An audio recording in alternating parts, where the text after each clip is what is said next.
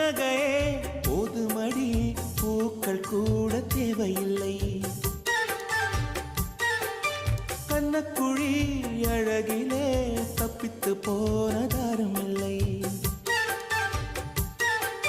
சோழியை போலவே தோழினி சிரித்து சோதனை போடுகின்றாய்.